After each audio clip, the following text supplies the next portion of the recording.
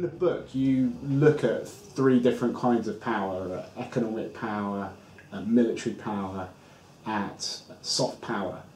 And you argue that nobody else is going to rise up and match the US in all of those three different domains.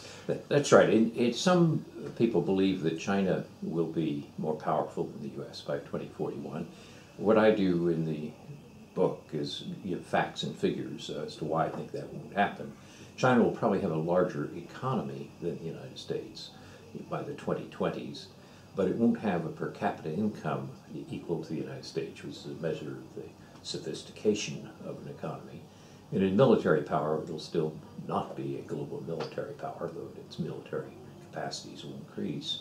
And in soft power, which is the ability to get what you want through attraction and persuasion rather than coercion and payment, China's not going to be equal to the United States for quite some time, if ever. So I think in all three dimensions of power, the Americans will be more powerful than China in 2041. If you look at the conflict between Russia and the West, for example, who would have thought that global finance, SWIFT, other kinds of things, which feel very much like they're part of Davos world, would be the main tools of power in which we're trying to defeat a kind of major enemy. Yeah. Well, I argue in the book that Russia is a country in serious decline. It's a one-crop economy, two-thirds dependent on imports, on exports, on energy, has a severe demographic problem, health problem, can't do the reforms it needs. It also has military capacity on its borders. So it has escalation dominance when you use military in Georgia, Ukraine, which means that the responses where we have a comparative advantage tend to be in these economic areas.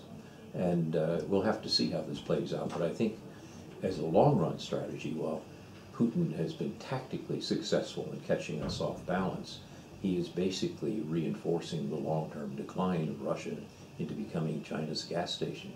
Thank you very much, Professor Nye. It's been absolutely fascinating. Your book, Is the American Century Over?, is published by Polity in Europe, by Wiley in the United States, and it's going to come out in March, and I very strongly recommend it. Many thanks for your time. Thank you, Mark.